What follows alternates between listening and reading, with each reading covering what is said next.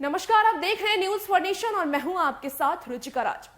बंगाल चुनाव जैसे जैसे नजदीक आ रहा है और भी दिलचस्प होता जा रहा है।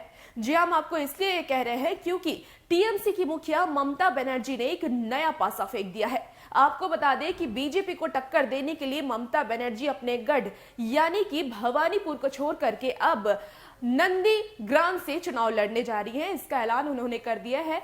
आपको बता दें कि जब से ममता बनर्जी चुनाव लड़ना शुरू की है तब से ही उन्होंने भवानीपुर का ही चयन किया है, लेकिन इस बार वो नए गढ़ से चुनाव लड़ने का ऐलान कर दी है।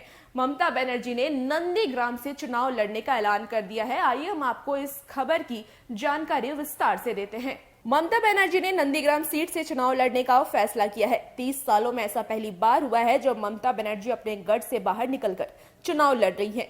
पिछले 3 दशकों में ममता बनर्जी ने भवानीपुर से अलग होकर कभी भी चुनाव नहीं लड़ा, मगर ऐसा इस बार होने जा रहा है। 1991 से लेकर 2011 तक ममता बनर्जी कोलकाता साउथ की सांसद रहीं।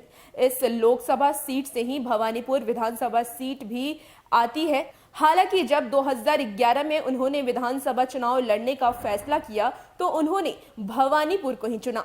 2011 से लेकर अब तक ममता बनर्जी भवानीपुर का प्रतिनिधित्व करती आई हैं, मगर शुक्रवार को जब टीएमसी के उम्मीदवारों की लिस्ट आई तो सबकी नजर इस बात पे थी कि ममता बनर्जी भवानीपुर और नंदीग्राम दोनों सीट से लड़ती हैं या नहीं।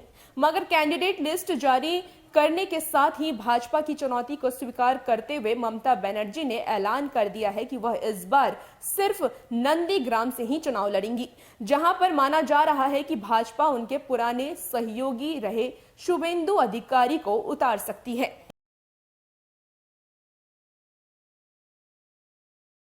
चुनाव लड़ूंगी, मैं यहां से चुनाव लड़ूं या नहीं, मगर भवानीपुर हमेशा मेरी पकड़ में रहेगी। ममता ने अपनी पारंपरिक सीट से शोभनदेव चट्टोपाध्याय को उतारा है। ममता बनर्जी ने कहा है कि मैं हमेशा यहां रहूंगी और नजर रखूंगी। ममता बनर्जी का सिर्फ नंदीग्राम सीट से चुनाव लड़ने का फैसला भाजपा के उन बयानों के बाद आया है जिसमें भाजपा अक्सर सवाल करती थी कि ममता बनर्जी को घोषणा करनी चाहिए कि वह किस सीट से चुनाव लड़ेंगी। भवानीपुर से शोभनदेव चट्टोपाध्याय का समर्थन करते हुए ममता बनर्जी ने कहा था कि यहां उनका घर है। यहां बताना जरूरी होगा कि अब तक भाजपा ने नंदीग्राम से शुभेंदु की उम्मीदवार का औपचारिक तौर पर ऐलान नहीं किया है, मगर ऐसे संकेत हैं कि शुभेंदु ही यहां से चुनाव लड़ सकते हैं।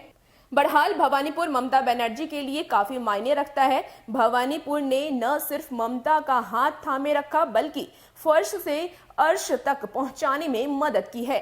संसद केंद्रीय मंत्री से लेकर मुख्यमंत्री बनाने की सफर में भवानीपुर ने ममता बनर्जी का साथ दिया है, मगर अब भवानीपुर तेजी से बदल रहा है। 2 लाख से अधिक मजबूत मतदाताओं की आबादी वाले भवानीपुर में अब लगभग 60% गैर बंगाली है। 2014 के लोकसभा चुनावों के बाद से यहां वोट का पैटर्न और आबादी का मिजाज बदलता दिख रहा है और यह भाजपा के करीब जाती दिख रही है। पिछले कई अलग अलग चुनावों की बात करें तो भवानीपुर से ममता बनर्जी की पार्टी का वोट शेयर गिरा है। तो आपको बता दें कि ममता बनर्जी ने साफ तौर से ऐलान कर दिया है कि वो अपनी पारंपरिक सीट को छोड़ करके यानी कि भवानीपुर को छोड़ करके अब नंदीग्राम से चुनाव लड़ेंगी और बीजेपी को बड़ा टक्कर देंगी, क्योंकि आपको बता दें कि ममता बनर्जी के सबसे करीबी नेता शुभेंदु अब बीजेपी से नंदीग्राम से उम्मीदवार बनाए गए हैं। ऐसा कयास भी लगाया जा रहा है। जल्द ही भाजपा भी इसकी घोषणा कर देगी, लेकिन ममता बनर्जी उनके खिलाफ अब चुनाव लड़ेंगी और अब बता देंगी कि उनके लिए भवानीपुर और नंदीग्राम दोनों ही एक समान है। और भी ऐसे अपडेट्स के लिए हमारे साथ बने रहें और देखते रहें न्यूज फॉर नेशन। नमस्कार।